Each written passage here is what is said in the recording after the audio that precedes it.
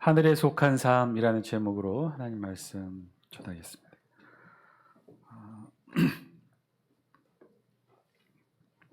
2012년 6월 28일 뉴욕 경매 시장에서 아주 낡고 오래된 종이 한 장이 경매 시장에 나왔어요. 사진 한 장 보여주실래요? 저렇게 생긴 종인데 이 한 장이 얼마에 팔렸느냐? 당시 2012년 당시 208만 5천 달러, 우리 돈으로 24억에 팔렸어요. 그럼 이게 도대체 무슨 내용을 담은 종이길래 이렇게 값비싸게 팔렸을까? 이 낡고 오래된 종이는 바로 미국 대통령 에이브러함 링컨이 기록한 노예 해방 선언문이었어요.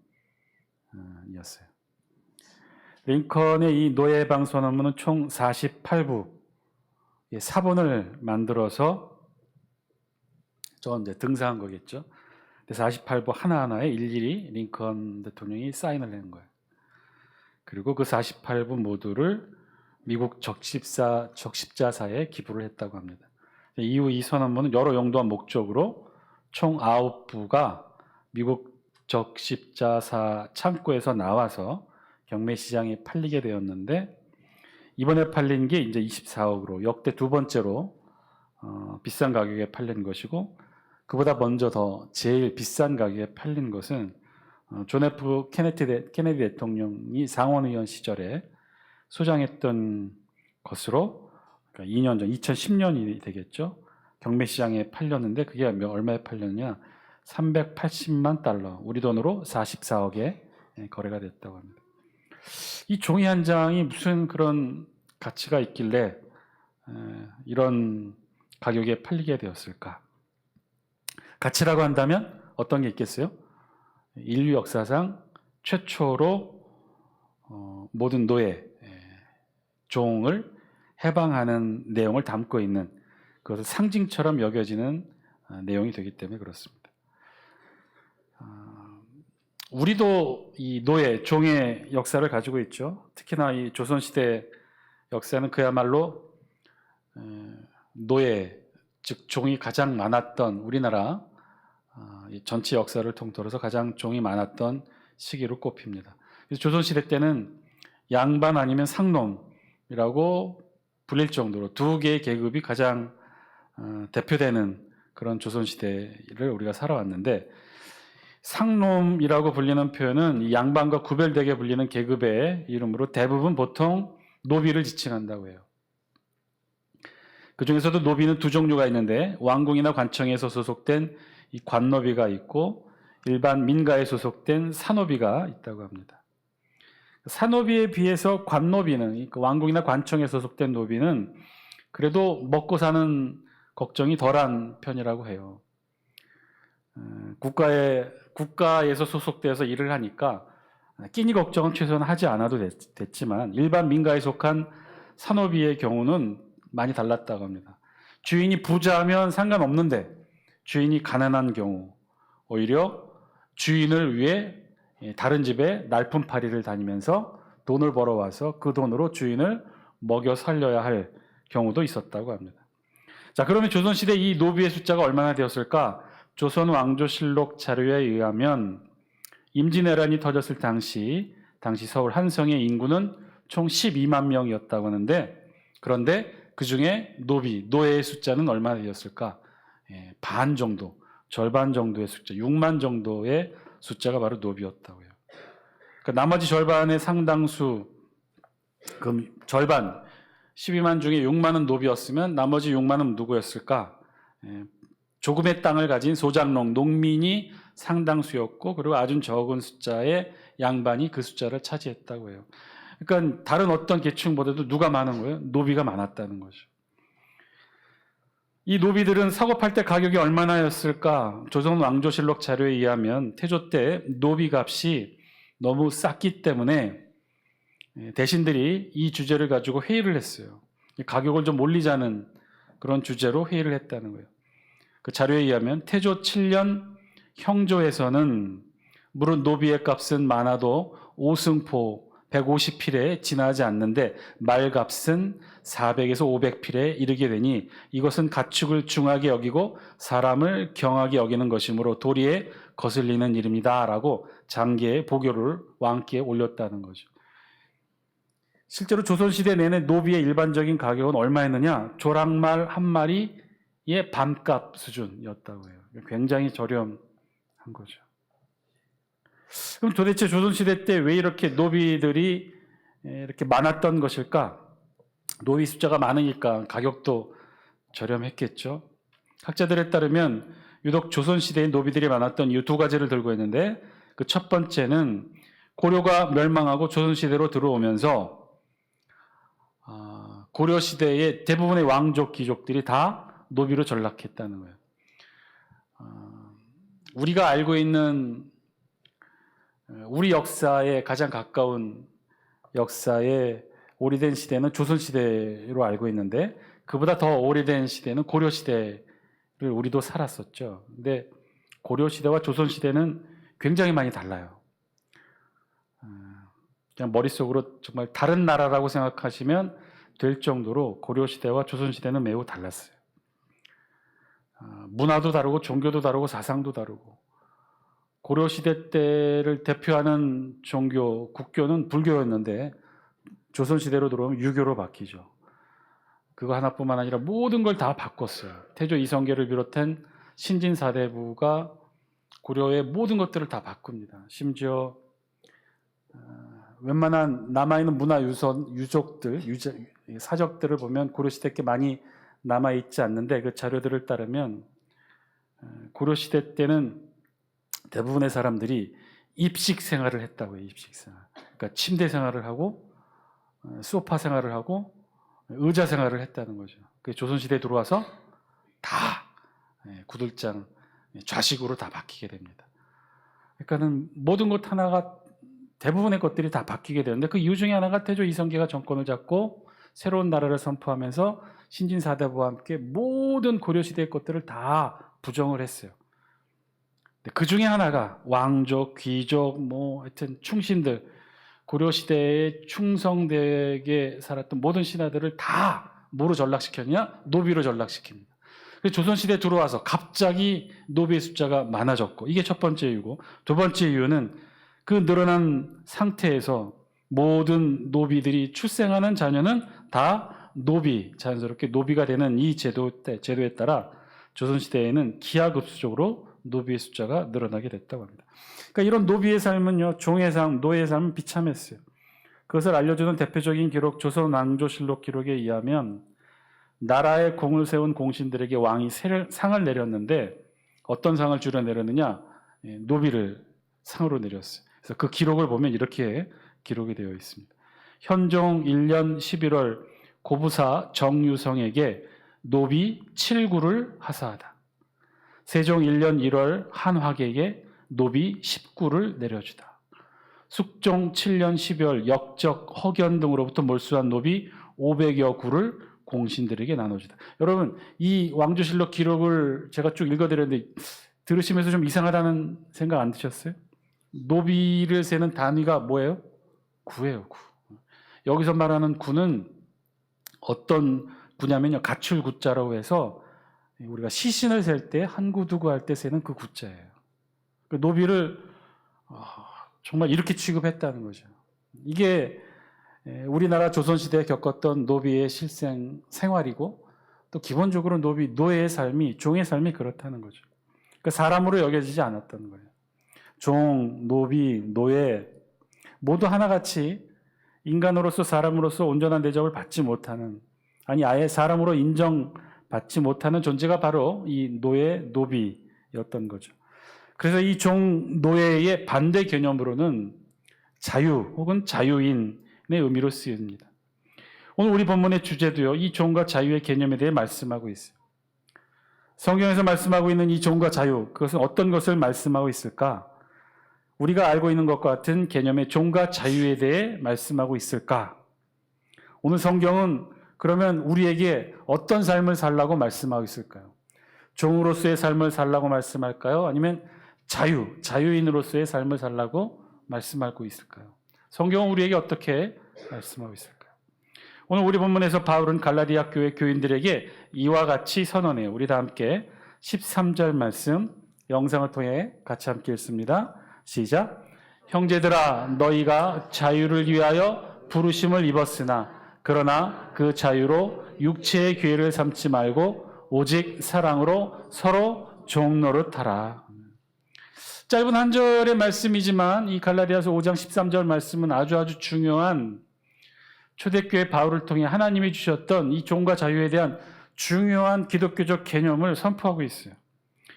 이 13절에는 그래서 세 가지 내용이 한 문장으로 엮여져 있는데 그 세 가지를 하나하나 살펴보면 첫 번째는 너희가 자유를 위하여 부르심을 입었다는 거예요. 자유에 대한 선언입니다.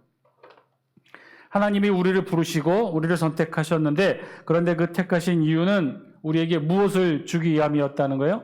자유를 주기 위함이었다는 거예요. 자, 그러면 이 자유는 무엇으로부터의 자유인가? 무엇으로부터의 자유를 우리 하나님이 우리에게 주시고자 했던 것인가? 그것은 죄와 죽음 그리고 율법으로부터의 자유를 의미한다는 거예요.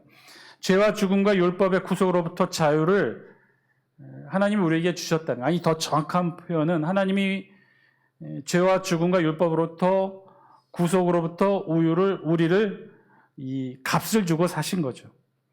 어떤 값을 주고 사신 거예요? 예수 그리스도의 보혈의 피값으로 우리를 사셨다는 거예요. 그리고 우리에게 자유를 주셨다는 거예요. 죄와 죽음 그리고 율법의 관계 이게 뭐길래 우리를 구속하는 것일까요? 여러분 죄를 지으면 어떻게 됩니까? 죄의 삭은 사망이에요. 우리 신학적 정의에 의하면 죄는 곧 죽음이에요. 죄를 지은 인간들은 그래서 죽음으로부터 자유할 수 없는 거죠. 그리고 죄를 지으면 죽을 수밖에 없다고 규정한 게 뭐예요? 하나님이 우리에게 주신 율법이에요. 율법을 통해 우리는 그 사실을 분명히 알고 있는 거예요. 그러니까 죄, 죽음, 율법은 하나같이 우리를 구속하고 있는데 어떻게 구속하느냐? 죄를 지은 인간은 죽을 수밖에 없다고 하는 율법의 구속으로부터 우리 인간이 구속되어 있었다는 거예요. 그런데 이 구속을 하나님께서 어떻게 풀어주신 거예요? 예수 그리스도의 보혈로 우리에게 자유함을 주신 거죠. 그 방식은 죄를 지은 우리가 죽을 수밖에 없는데 그것을 규정한 게 율법이고 그 율법의 구속으로부터 우리가 구약 내내 구속받아 왔는데 그런데 그 구속의 고리를 어떻게 끊으신 거예요? 예수 그리스도의 보혈로. 어떻게? 예수 그리스도께서 우리 대신 죄값에 의한 죽음을 당하신 것이죠. 그렇게 예수 그리스도를 죽음으로 내어주시고 우리를 자유함으로 부르셨다는 거예요. 자, 그렇게 우리에게 자유를 주시고 하나님은 우리를 부르셨다. 그리고 두 번째 13절 말씀은 우리에게 뭘 얘기하고 계세요? 둘째로 그 자유로 어떻게 하라는 거예요? 우리 13절 말씀 다시 한번 보여주실래요? 형제들아 너희가 자유를 위하여 부르심을 입었으나 그러나 그 자유를 어떻게 하라고요? 육체의 기회를 삼지 말라. 두 번째는요, 그 자유로 육체의 기회를 삼지 말라는 거예요. 우리 모두 예수 그리스도의 피값으로 자유를 얻었는데 그래서 우리를 구속하고 있던 죄, 죽음, 율법으로부터 우리를 자유롭게 해주셨는데 그런데 그 자유를 어떻게 하라는 거예요? 육체의 기회로 삼지 말라는 거예요. 이 말씀의 뜻이 무엇일까? 육체의 기회, 여기서 기회란 구실을 의미하는 헬라어 아포르메라는 단어예요. 그러니까 우리 몸의 구실로서 우리 몸의 요구함으로써 우리 몸에 필요함으로써 그 자유, 예수 그리스도께서 죽음으로 보혈로 주신 그 자유를 사용해서는 안 된다는 거죠. 하나님이 우리에게 자유를 주셨어요. 죄와 죽음 그리고 우리를 얽매는 각종 구속, 율법으로부터 하나님은 우리에게 자유를 주셨어요. 그것도 예수 그리스도의 보혈의 희생으로 그냥 우리에게 자유함을 주신 게 아니라 아주 처절한 피값으로 희생을 통해 우리에게 자유를 주셨어요. 그래서 우리는 이제 자유롭게 된 거죠. 죄와 사망으로부터 자유를 얻어 천국의 영생을 얻고 구원함을 누릴 수 있는 존재가 되었어요. 그런데 그 자유를 오늘 성경은 뭐라고 말씀하시느냐? 우리 자신을 위해 사용하지 말라는 거예요. 육체의 기회로 삼지 말라는 거예요. 우리가 자유를 얻었는데 그 자유를 우리 자신을 위해서 사용하면 안 된다는 거죠.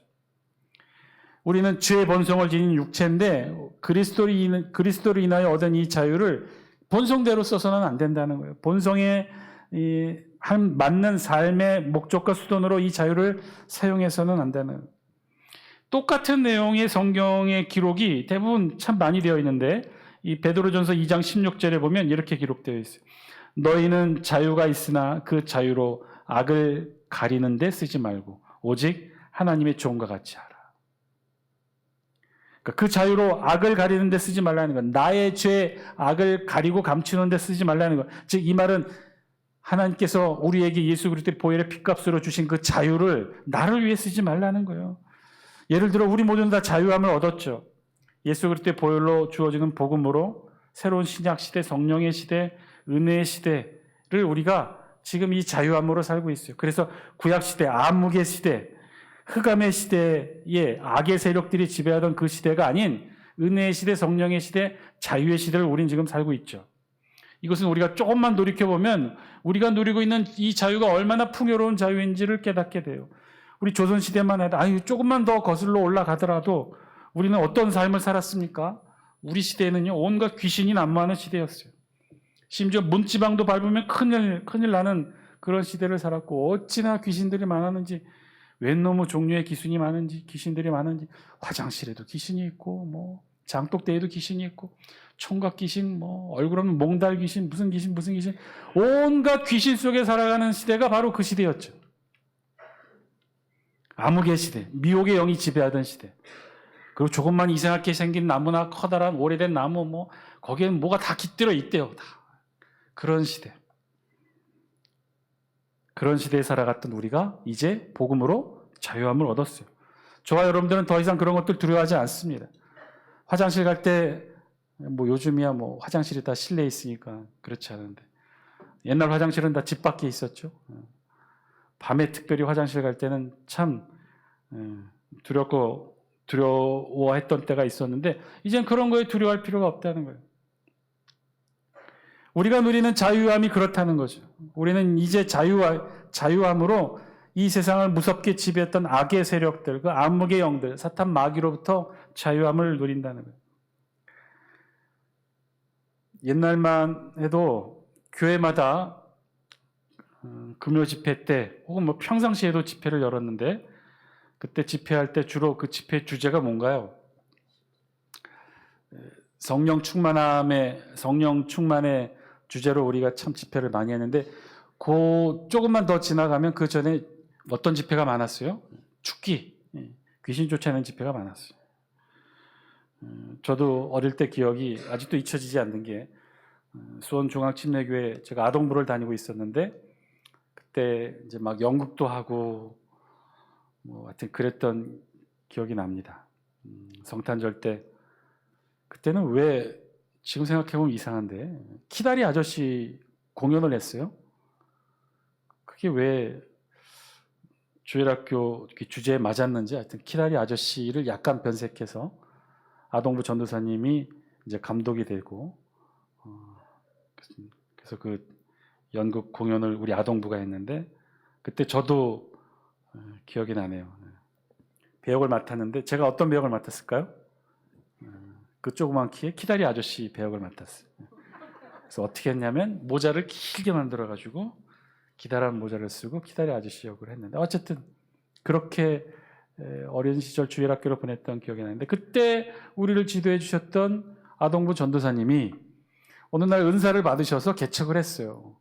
그래서 우리 수원중앙침례교회 그 옆에 조그만 삼각 건물에 개척을 해서 밤마다 집회를 여시는데 저희 어머님은 또 그런 쪽에 은사 쪽에 관심이 많으셔서 그런 집회들을 많이 쫓아다니셨는데 어느 날 저를 데리고 그 집회에 갔어요. 보니까 우리 전도사님이 거기 계신 거예요. 근데 이분이 어떤 은사를 받았느냐? 축기의 은사를 받았어요. 그래서 저녁마다 그 조그만 예배당에 한가운데 난로가 있었고 쭉 뺑 둘러 이 사람이 많이 참여하지도 않았어요. 한 20-30명 정도 뺑 둘러 앉아서 찬양 부르면서 이제 이 집회가 시작되면 꼭 한두 사람 귀신 들린 사람이 이제 발작을 일으키죠. 정말 평상시 목소리와는 다른 목소리로 막 소리 지르고 이야기하고 그럼 전도사님이 그때부터 축기 집회를 하셔. 막 안수기도 하시고 뭐. 그리고 좀 대화도 나누고. 근데 하여튼 무서운 대화예요. 뭐. 가족 중에 뭐 누가 자살을 했는데 그 유품을 내가 만졌는데 그 유품에 뭐 어떻게 저쩌고 해서 그 귀신이 들어갔다는 거예요. 귀신이 이제 대화를 나누는 그런 내용인데. 근데 어쨌든 이제 그 집회가 끝나고 나면 이제 이제부터 이제 귀신을 쫓아낼 겁니다. 여러분들 함께 기도해 주세요. 전도사님이 이야기를 해요. 그러면서 하시는 말씀이 여기서 이 여인에게서 나간 귀신이 어디로 가겠느냐? 제일 먼저 주변에 있는 가까운 사람에게 들어간다는 거예요. 심령이 제일 약하고 기도 열심히 안 하는 사람에게 들어간다는 거예요. 아직도 그게 기억나는 게 그때 초등학교 아이는 나 혼자였어요. 와, 그때 아마 평생 태어나서 처음이자 마지막으로 그렇게 열심히 기도해 본 적이 없는데 하여튼 죽을 똥 싸게 기도를 했어요. 어느 정도로 기도를 했냐면 나중에 누가 툭툭 옆에서 치더라고요. 눈을 떠봤더니 엄마가 치는 거예요. 엄마랑 이제 둘이 갔는데 다 끝났다고. 우리만 남았다고. 이제 가자고. 엄마도 어머니도 그렇게 열심히 기도하는 제가 이제 놀랐던 거죠. 그래서 하여튼 그런 집회가 허다했어요. 교회마다 심지어 교회에서 무슨 특별히 그런 축기 은사를 받으신 그런 특별한 부흥 강사만이 아니라 그때도 화서 감리교회를 잠깐 학창 시절 다닌 적이 있었는데 그때 목사님하고 매 금요일마다 철야기도 할 때 뭐 우리 친구들 중에 몇 명 입신하기도 하고 또 누가 귀신 들려서 또 그 귀신 함께 내어 쫓기도 하고 그런 일들이 참 많았어요. 근데 요즘은 참 그런 귀신 들린 사람 보기 어렵죠. 축기 집회를 보는 것도 참 드문 일입니다. 그 말의 의미인즉슨 그건 뭐예요? 예수 그리스도의 자유함이 그만큼 널리 퍼진 거죠. 이제 자유함으로 더 이상 미혹의 영들이 자리 잡을 틈이 없었던 거예요. 그만큼 우리가 지금 자유를 누리고 있는 거죠. 자유를 온몸으로 느끼며 살아가고 있는 거예요. 은혜의 시대를 정말 살아가고 있는 거예요. 정말 이제는 정말 귀신의 영이 자리 붙이지 못할 만큼 우리가 정말 예수 그리스도의 보혈의 은혜로 자유함을 누리며 살아가고 있죠. 그런데 오늘 본문은 바로 그 얘기예요.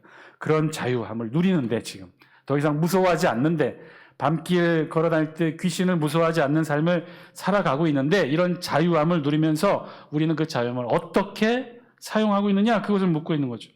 무서워하고 두려워하고 눈만 감으면 온갖 미혹의 영들이 괴롭혔던 그 암울한 시대를 벗어났는데 그래서 우리가 자유를 누리고 있는데 그 자유를 지금 어떻게 사용하고 있느냐? 그 자유함의 시간을 우리는 어떻게 활용하고 있느냐? 예수 그리스도를 통해서 우리에게 값진 자유를 주셨고 그리고 그 자유를 누리고 있는데 우리가 어떻게 그 자유를 사용하느냐? 우리 13절 다시 한번 보실래요? 13절 말씀 다시 한번 읽습니다. 시작. 형제들아 너희가 자유를 위하여 부르심을 입었으나 그러나 그 자유로 육체의 기회를 삼지 말고 오직 사랑으로 서로 종노릇하라. 여러분 이게 무슨 말씀이에요? 그 자유를 얻었어요. 그 자유를 누리는데 어떻게 그 자유함을 누리라는 거예요? 종노릇함으로 누리라는 거예요. 아유 주여. 종노릇하다라고 우리 성경에 번역했으나 원어 이 듈리오라고 하는 이 종노릇의 원어의 뜻 직역을 하면 종이 되라는 거예요. 종이 되라는. 그러니까 그 예수 그리스도의 보혈을 통해 우리가 자유함을 누리는데 그 자유함을 어떻게 사용하라는 거예요? 나 자신을 위해 편안함을 위해 육체의 기회로 삼지 말고 어떻게 하라는 거예요? 종이 되라는 거예요. 또다시 종이 되라는 거예요. 여러분 오늘 본문을 잘 읽고 우리에게 말씀하신 하나님의 음성 깨닫는 저와 여러분 되시기를 바랍니다. 오늘 우리가 함께 읽은 본문 갈라디아서 5장 13절 말씀은요. 우리 그리스도인들에게 주는 아주 중요한 의미를 전하고 있어요. 그것은 한마디로 하나님은 우리에게 자유를 주셨는데 그 자유를 우리 자신을 위해 사용하지 말고 또다시 뭐가 되라는 거예요? 종이 되라는 거예요.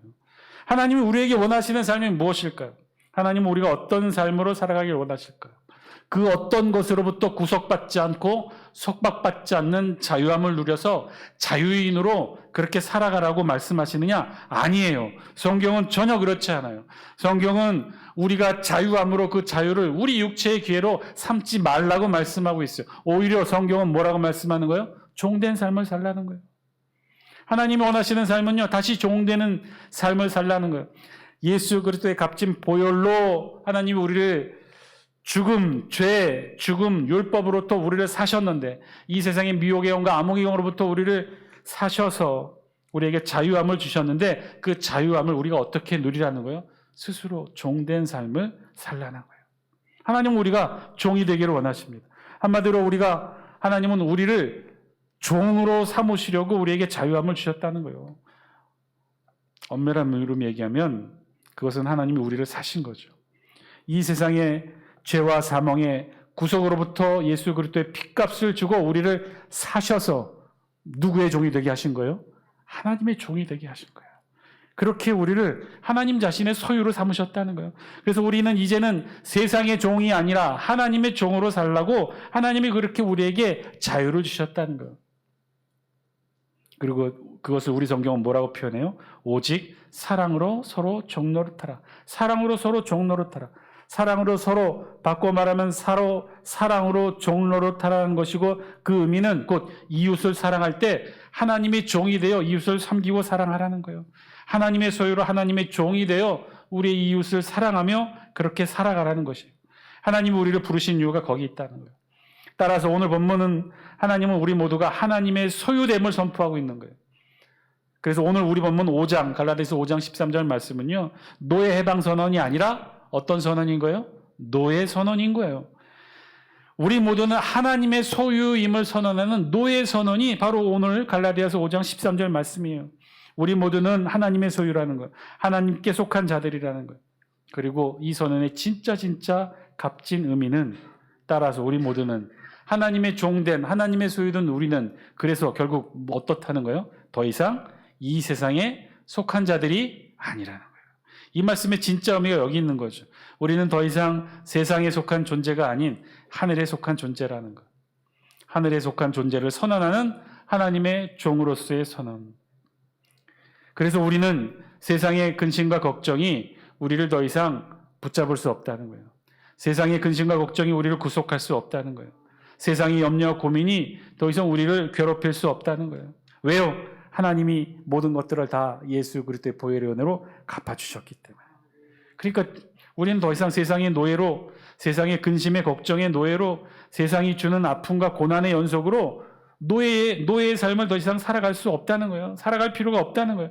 예수 그리스도의 보혈의 은혜가 다 그 값을 치루었기 때문에 더 이상 우리는 세상으로부터 주는 죽음의 고통과 고난으로 우리가 더 이상 괴로워할 필요가 없다는 거예요.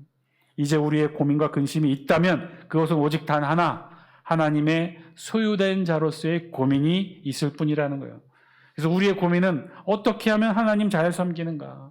어떻게 하면 하나님의 종으로 이 세상의 이웃을 잘 사랑할 수 있는가? 어떻게 하면 교회를 잘 섬기고, 어떻게 하면 우리 구역 식구들을 잘 돌보고, 어떻게 하면 우리 사랑하는 성도들을 잘 돌보고 섬길 수 있는지만을 고민하면 된다는 거예요. 여러분, 사랑하는 장수교 성도 여러분, 오늘 말씀을 통해 우리에게 주신 하나님의 음성, 저와 여러분들이 들을 수 있게 되길 바랍니다. 여러분, 종이나 노예는요, 결코 의식주를 고민하지 않아요. 왜 그래요? 그건 주인의 몫이니까. 우리도 마찬가지예요. 하나님의 종된 우리는요, 더 이상 세상의 종이 아닌 하나님의 종된 우리는 세상의 고난과 아픔과 근심과 연료로부터 고민할 필요가 없어요. 그건 우리가 고민할 게 아니에요. 우리는 세상의 종이 아니고 하나님의 종이니 하나님이 하셔야 될 일이겠죠. 오로지 우리가 고민해야 될 것은 주님이, 우리 주인이 우리에게 주신 소명과 사명이 무엇인지만을 고민하면 돼요. 주어진 일만 감당하면 나머지는 다 주인이 책임져 주는 거예요.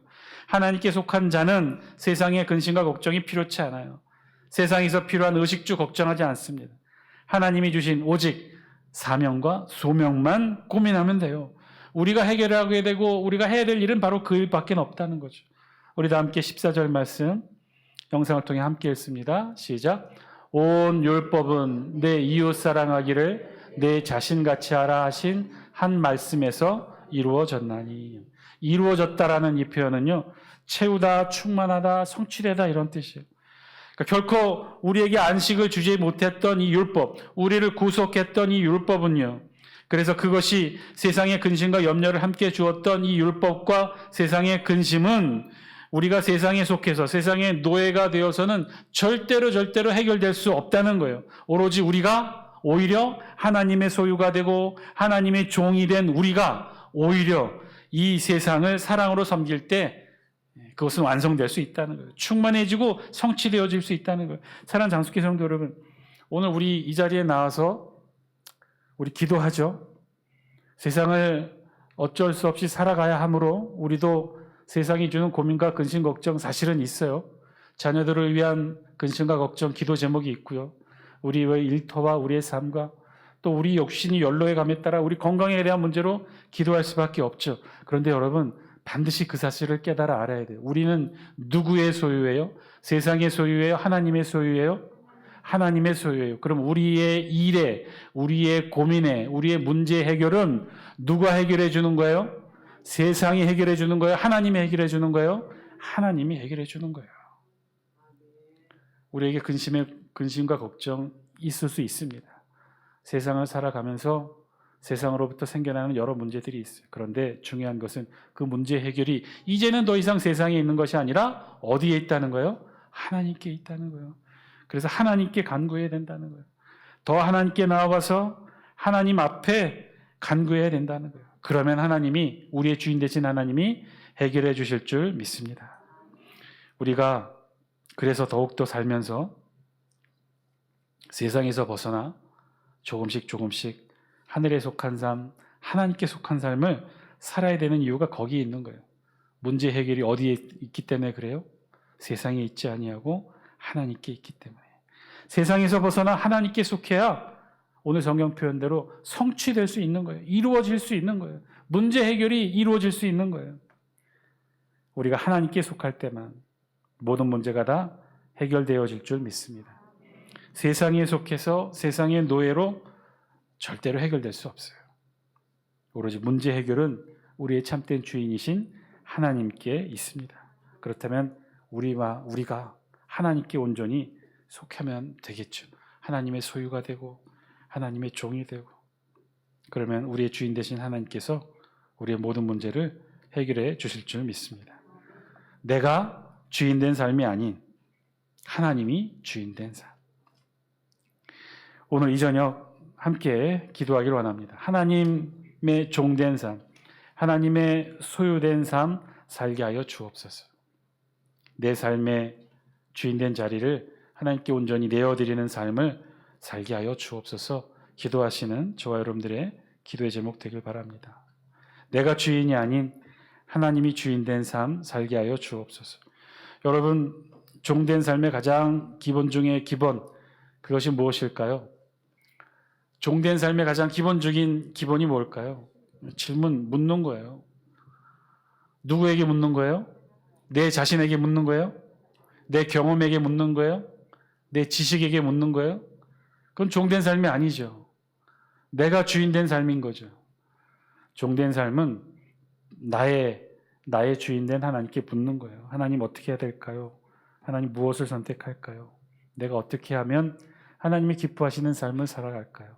내가 어떻게 말하면 하나님이 기뻐하시는 말을 할 수 있을까요?